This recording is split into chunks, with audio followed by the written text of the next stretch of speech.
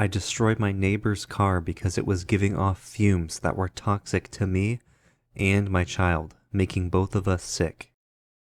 Many years ago, while recovering from a brutal marriage, I was a struggling parent, putting myself through grad school on a small teaching associate stipend. I was able to rent a modest apartment within walking distance of the urban campus. It was part of a series of small 100-year-old brick townhouses, which I imagine were very nice in their day. Over the years, as old buildings do, it had settled, and the doors and windows were askew enough to be drafty. In the snowy winter, we applied plenty of shrink-wrap window cling. In the summer, the brick building was like an oven with no central AC, and ventilation was necessary to stave off heat stroke. Despite the hardships, we were safe, and we were content. After a couple of years, though, this changed when a new dude moved into a nearby apartment. Because of the scores of parking spaces behind the apartment block, he was assigned the parking space right behind mine. This guy, apparently, an avid fan of the Fast and Furious franchise, having made various mods to his car and a vanity plate reading Drifter. He spent all of his free time working on this stupid car, but the idiot had clearly neglected the car's actual engine and exhaust system, because in order to drive the thing, he had to warm it up for 10 to 15 minutes before driving off, every single time. And it wasn't regular car exhaust. It was billowing and extra rich and smelled like the gasoline wasn't fully burning off. As I mentioned in the beginning, the apartment was old and drafty, so every time he needed to drive his car, sometimes several times a day, he would first let it billow clouds of noxious exhaust fumes into nearby apartments, and right into my 4-year-old's bedroom. I tried everything to keep the fumes out, but to no avail. My child and I both felt ill, every time. This was hurting my kid. I couldn't afford to move, and I was out of ideas. Seeing that he was outside and working on his car again, but without giving too many details about myself, I approached the guy and explained that the fumes were filling my apartment and making me ill, and politely asked if he would mind warming up his car further away from the surrounding apartments. He sneered at me and said, "Well, I'm sorry, but not all of us are lucky enough to have mommy and daddy pay for their car and put them through college. I'm sorry that my car is not up to your standards, but I'm not moving it." Shocked, I walked off in a different direction than my apartment, so he wouldn't know exactly where I lived. By the time I got home, I was angry, fuming. I knew some sort of formal complaint would likely go nowhere. Besides, it would be truly stupid to be the only person to do so right before whatever I was going to do next. I took some time to monitor his comings and goings and plan some proper consequences to fix the problem myself. The goal? To end the daily poisoning of my apartment and danger to my child, permanently.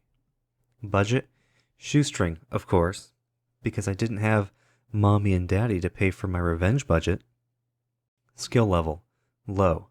The problem was the engine, and I had very little knowledge about how to quickly, quietly, and permanently disable an engine. I didn't know how to jimmy a lock, or open a locked gas cap, so I wouldn't be able to get access to the engine or the tank. And no, I was not about to Google instructions. Time available? Minutes at most. The parking lot was a very busy place. Students came and went all the hours of the day and night, and sometimes just hung out there to party or set nearby dumpsters on fire. As much as I wanted to, I couldn't just douse the car in gasoline or set it on fire, because it was parked way too close to my apartment. Cosmetic damage wouldn't work. Slashing tires or breaking windows, while satisfying, could be too loud and not permanent. And then on reconnaissance day 2, I noticed it. His car was old enough to have little triangle windows for venting in the back windows, and he kept them open at night. The answer? I would fight fumes with fumes.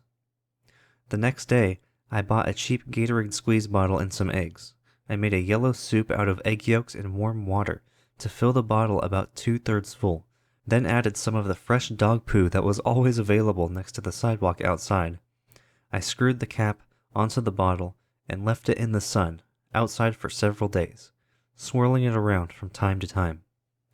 I waited for the early hours of a Tuesday morning, when the parking lot was the least busy, and snuck up to the car. The triangle windows were open. I popped the cap up, aimed it into the car, and sprayed days-old sun-baked rotten egg and dog poo soup over every available surface of the inside of his car, down the window wells, into the air conditioner vents, and soaking into crevices and upholstery. I tossed the Gatorade bottle of horror into the dumpster, went back inside, and went to sleep. The next day was a warm one. It was one of the great joys of my life to have been home that afternoon at just the right time to be startled by a man's voice screaming, What the hell?" I ran upstairs to the window he regularly fumigated, and through the blinds watched the scene unfold. The dude had opened the driver's side door and repeatedly moved his head closer to sniff and then gag, like he refused to believe the smell was coming from his car.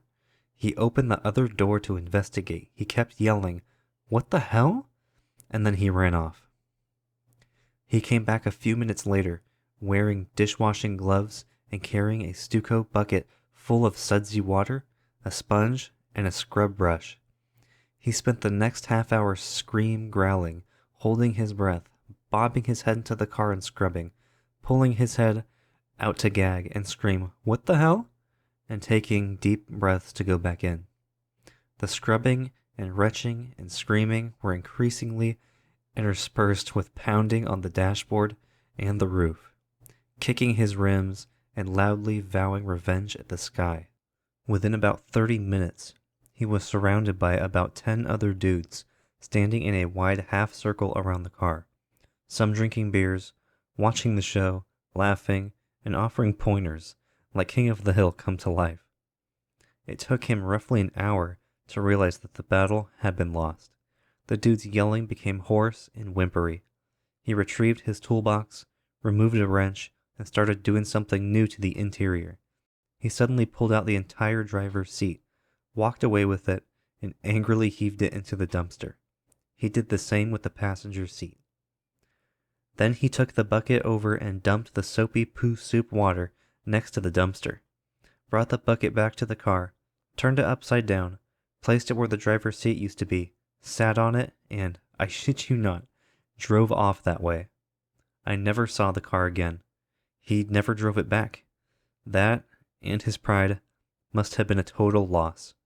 My greatest regret is that because smartphones didn't exist, I have no recording of that glorious day. Hey everybody, thank you for watching this video. If you liked it, leave a like, subscribe if you want to see more videos, and I will see you guys in the next one. Peace.